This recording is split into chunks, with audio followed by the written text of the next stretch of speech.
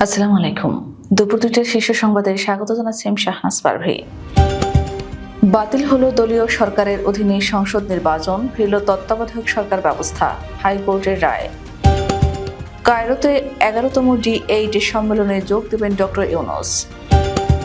হাসিনার বিরুদ্ধে গণহত্যার অভিযোগ, তদন্ত প্রতিবেদন দাখিলে আরও ২ মাস সময় দিয়েছেন ট্রাইব্যুনাল।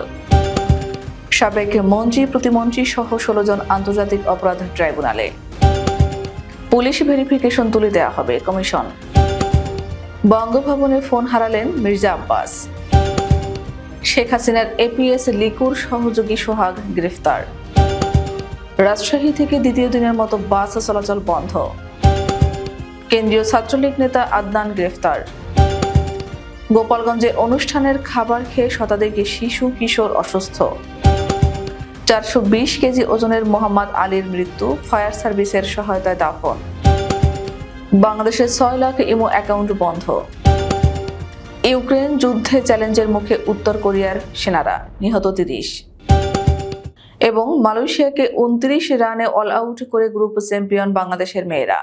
শুনছিলেন শিরোনাম, এবার বিস্তারিত। বাতিল হলো দলীয় সরকারের অধীনে সংসদ নির্বাচন, ফিরল তত্ত্বাবধায়ক সরকার ব্যবস্থা। মঙ্গলবার সকালে বিচারপতি ফারাহ মাহবুব ও বিচারপতি দেবাশিস রায় চৌধুরীর হাইকোর্ট বেঞ্চ তত্ত্বাবধায়ক সরকার বাতিল সহ বেশ কিছু বিষয়ে সংবিধানের ৫০ সংশোধনী কেন অবৈধ হবে না এই মর্মে জারি করা রুলে এ রায় ঘোষণা করেন। রায়ের মূল অংশ পাঠ করেছেন জ্যেষ্ঠ বিচারপতি ফারাহ মাহবুব।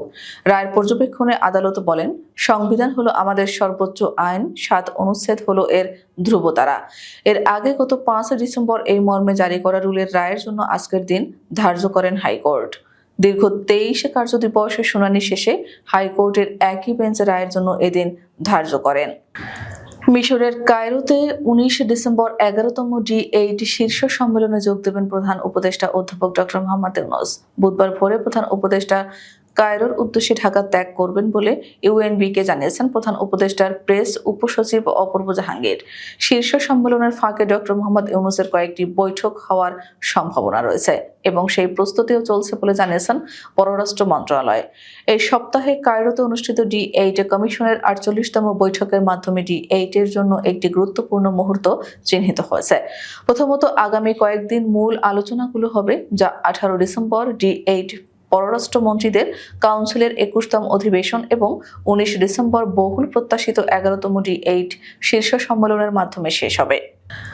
জুলাই আগস্টের গণহত্যার ঘটনায় দায়ের করা মামলায় সাবেক প্রধানমন্ত্রী শেখ হাসিনার বিরুদ্ধে তদন্ত প্রতিবেদন দাখিলে আরও ২ মাস সময় চেয়েছেন চিফ প্রসিকিউটর মোহাম্মদ তাজুল ইসলাম। ওই সময় মঞ্জুর করে আদেশ দিয়েছেন আন্তর্জাতিক অপরাধ ট্রাইব্যুনাল। অগ্রগতি প্রতিবেদন জমা দেওয়ার পর এ সময় আবেদন করেন আইনজীবী।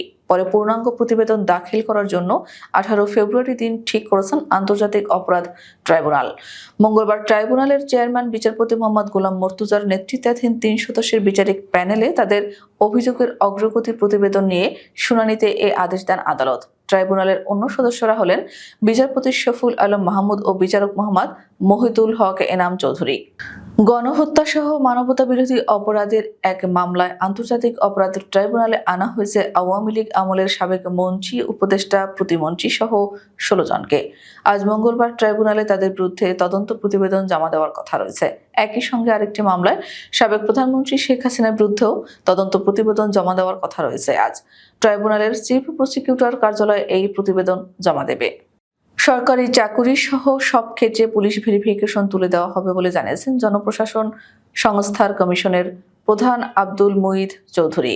মঙ্গলবার সচিবালয় জনপ্রশাসন মন্ত্রণালয়ের সম্মেলন কক্ষে সচিবালয় বিটে কর্মরত সাংবাদিকদের সাথে মত বিনিময়কালে একথা বলেন। কমিশন প্রধান বলেন, পুলিশ ভেরিফিকেশন কোথাও থাকবে না, এয়ারপোর্টেও থাকবে না। প্রত্যেক নাগরিকের পাসপোর্ট পাওয়ার অধিকার আছে। এছাড়া দলীয় ভিত্তিতে ক্যাডার পদে পদোন্নতি দেওয়া বিষয়ে কমিশন প্রধান বলেন, আমরা সিদ্ধান্ত নিয়েছি উপসচিব থেকে উপরের পদে PSCর পরীক্ষার মাধ্যমে পদোন্নতি হবে। আর যে কোটা ছিল তা ৫০% করে রাখা হবে। প্রশাসন ক্যাডারে ৫০% এবং অন্যান্য ক্যাডারে ৫০%।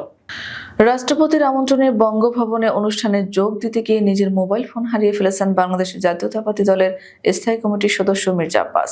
সোমবার বাংলাদেশের ৫৪তম বিজয় দিবস উপলক্ষে রাষ্ট্রপতি মোহাম্মদ শাহাবুদ্দিন এবং first lady doctor Rebecca Sultana এক সংবর্ধনা অনুষ্ঠানের আয়োজন করেছিলেন। বিএনপির মিডিয়া সেলের সদস্য সাইদুল কবির খান জানান, অনুষ্ঠানে মির্জা আব্বাস যেখানে বসেছিলেন তার পাশের একটি চেয়ারে মোবাইল ফোনটি রেখেছিলেন। পরে ফোনটি আর খুঁজে পাননি। শেখ হাসিনার এপিএস হাফিজুর রহমান লিকুর ঘনিষ্ঠ সহযোগী আনিসুর রহমান সোহাগকে গ্রেফতার করেছে ঢাকা মহানগর গোয়েন্দা পুলিশ। তিনি বৈষম্য বিরোধী ছাত্র আন্দোলনে একাধিক হত্যা মামলার আসামি। সোমবার দিবাগত রাতে অভিযান চালিয়ে তাকে গ্রেফতার করা হয়। আনিসুর রহমান সোহাগকে পল্টন থানার একটি হত্যা মামলায় এজাহারভুক্ত আসামি হিসেবে গ্রেফতার করা হয়েছে। অভিযোগ আছে, হাফিজুর রহমান লিকুর সব অবৈধ সম্পদের দেখভালের পাশাপাশি নগদ টাকাও গচ্ছিত রয়েছে সোহাগের কাছে। এছাড়াও তার বিরুদ্ধে সার্টিফিকেট জালিয়াতি সহ বহুমুখী প্রতারণারও অভিযোগ রয়েছে। রাজশাহীর তানোরে বাস শ্রমিকদের উপর হামলাকারী সিএনজি শ্রমিকদের গ্রেফতার, শাস্তি ও সিএনজি চালানোর নীতিমালা প্রণয়নের দাবিতে দ্বিতীয় দিনের মতো ঢাকা সহ সব রুটে বাস চলাচল বন্ধ আছে। বাস শ্রমিক ইউনিয়নের দাবি মানা না পর্যন্ত অনির্দিষ্টকালের জন্য বাস চলাচল বন্ধ থাকবে। রাজশাহী পরিবহন শ্রমিক ইউনিয়নের সাধারণ সম্পাদক নজরুল ইসলাম হেলাল জানান, রাজশাহী তানোর রুটে সিএনজি চালানো নিয়ে পরিবহন শ্রমিকদের সাথে তাদের দ্বন্দ্ব দীর্ঘদিনের। এরই ধারাবাহিকতায় সোমবার তানোরে সিএনজি শ্রমিকদের হামলা ও মারধরে ৬ জন বাস শ্রমিক আহত হয়। এর জের ধরে দুপুরের পর থেকে সব রুটে বাস চলাচল বন্ধ করে দিয়েছে মালিক ও শ্রমিকরা। নিষিদ্ধ সংগঠন ছাত্রলীগের কেন্দ্রীয় নেতা আদনান হাবিব খান আদরকে গ্রেফতার করা হয়েছে। রোববার রাতে রাজধানী ঢাকা থেকে গ্রেফতারের পর সোমবার বিকেলে তাকে নিজ জেলা পটুয়াখালী আদালতে সোপর্দ করা হয়। আদালতের নির্দেশে তাকে কারাগারে পাঠানো হয়। আদনান ছাত্রলীগের কেন্দ্রীয় উপত্রাণ ও দুর্যোগ বিষয়ক সম্পাদক। তিনি পটুয়াখালী শহরের চরপাড়া এলাকার বাসিন্দা এবং পটুয়াখালী জেলা যুবদলের সাবেক সভাপতি প্রয়াত আহসান হাবিব খানের বড় ছেলে। তিনি ঢাকা বিশ্ববিদ্যালয়ের শিক্ষার্থী। গোপালগঞ্জের কুটালীপাড়ায় খ্রিস্টানদের ধর্মীয় উৎসব বড়দিনের প্রস্তুতিমূলক সভার অনুষ্ঠানের খাবার খেয়ে শতাধিক শিশু কিশোর অসুস্থ হয়ে পড়েছে। সোমবার উপজেলার কান্দি ইউনিয়নের কান্দি গ্রামে এই ঘটনা ঘটে। গ্রামের এজি চার্জ মিশনের আওতায় মধ্য দক্ষিণবঙ্গ শিশু উন্নয়ন প্রকল্পের বড়দিনের প্রস্তুতিমূলক সভায় দুপুরের খাবার খেয়ে অসুস্থ হয় ওই শিশুরা। জানা গেছে, ওই সংস্থার তালিকাভুক্ত ৩২০ জন শিশু কিশোরকে নিয়ে প্রাক বড়দিনের অনুষ্ঠান করা হয়। তাদেরকে স্থানীয় ধারাবাসাইল বাজারের একটি হোটেল থেকে বিরিয়ানির প্যাকেট দেয়া হয়। ওই বিরিয়ানি খাওয়ার পর অসুস্থ হয়ে পড়ে ওই শিশুরা। ৪২০ কেজি ওজনের মালয়েশিয়ান নাগরিক শেখ মোহাম্মদ আলী ওমর মারা গেছেন। মালয়েশিয়ান সংবাদ মাধ্যমের প্রতিবেদন অনুযায়ী স্থানীয় সময় রোববার বিকেলে মারা যান তিনি। পরে ফায়ার সার্ভিসের সহায়তায় স্থানীয় একটি কবরস্থানে তাকে দাফন করা হয়েছে। শারীরিক স্থূলতার কারণে দীর্ঘদিন ধরে হাসপাতালে চিকিৎসা নিতে যেতে পারেননি শেখ মোহাম্মদ আলী ওমর। রোববার সকালের দিকে নিজের ঘরের টয়লেটের ভেতর অসুস্থ হয়ে পড়লে অবস্থার আরও অবনতি হয়। পরে পরিবারের পক্ষ থেকে উদ্ধার করতে সক্ষম না হওয়ায় দমকল বাহিনীর সহযোগিতা নেন ওমরের পরিবার।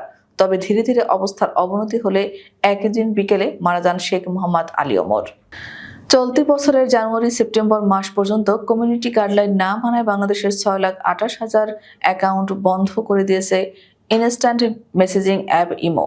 স্বচ্ছতা, নিরাপত্তা ও অন্তর্ভুক্তি নিয়ে ইমোর অব্যাহত প্রতিশ্রুতির জায়গা থেকে এ উদ্যোগ নেওয়া হয়। অক্টোবরে সাইবার সিকিউরিটি অ্যাওয়ারনেস মাস চলাকালে বিশ্বজুড়ে ছড়িয়ে থাকা কমিউনিটির মাঝে আস্থা নির্মাণ ও নিরাপদ প্ল্যাটফর্ম হিসেবে নিজেদের অবস্থান তুলে ধরতে এই তথ্য প্রকাশ করে ইমো। জনপ্রিয় ইনস্ট্যান্ট মেসেজিং অ্যাপটি সপ্তাহে ৭ দিন ২৪ ঘন্টা পাবলিক কন্টেন্ট চিহ্নিত করতে এআই এর সহায়তা নেয়। পাশাপাশি কমিউনিটিতে সহনশীলতা ও নিরাপত্তা নির্মাণের অংশ হিসেবে ইমো অ্যাপের ক্ষতিকর আচরণগুলো রিপোর্ট করতে ব্যবহারকারীদের উৎসাহ যোগায়। রাশিয়ার কুরস্ক অঞ্চলে ইউক্রেনের বাহিনীর বিরুদ্ধে যুদ্ধ করছে উত্তর কোরিয়ার সেনারা। এতে উত্তর কোরিয়ার উল্লেখযোগ্য সংখ্যক সেনা হতাহত হয়েছে বলে দাবি করেছে ইউক্রেনের সামরিক গোয়েন্দা ও পেন্টাগন।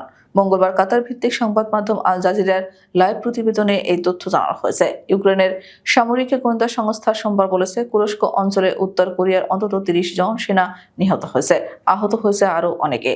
জিইউআর এক বিবৃতিতে বলেছে, কুরস্কের কুরিলোভকা গ্রামে আরও ৩ জন উত্তর কোরিয়ান সেনা নিখোঁজ হয়েছে। নিজেদের প্রথম ম্যাচে শ্রীলঙ্কাকে হারিয়ে সুপার 4 নিশ্চিত করে ফেলেছিল বাংলাদেশ অনূর্ধ্ব-১৯ নারী দল। কুয়ালালামপুরে আজ মালয়েশিয়াকে ঘুরিয়ে এ গ্রুপের চ্যাম্পিয়ন হয়ে অনূর্ধ্ব-১৯ নারী এশিয়া কাপের শেষ 4 খেলতে যাচ্ছে বাংলাদেশের মেয়েরা। বাংলাদেশ অনূর্ধ্ব 19 করেছিল 5 উইকেটে 149 রান। এরপর স্বাগতিকদের 14.5 ওভারে 29 রানে অল আউট করে 120 রানে জিতেছে বাংলাদেশের মেয়েরা। আমাদের পরবর্তী রাত 10টার শীর্ষ সংবাদ দেখার আমন্ত্রণ জানিয়ে এখনকার মতো বিদায় নিচ্ছি। দর্শক, ভিডিওটি শেষ পর্যন্ত দেখার জন্য আপনাকে অসংখ্য ধন্যবাদ। নিত্য নতুন সংবাদ পেতে আমাদের ইউটিউব চ্যানেলটি সাবস্ক্রাইব করুন ও নিয়মিত নোটিফিকেশন পেতে বেল বাটনটি ক্লিক করুন এবং আমাদের ফেসবুক পেজটিতে লাইক করুন। এছাড়াও আমাদের ভিডিওতে লাইক দিয়ে শেয়ার করুন। আল্লাহ হাফেজ।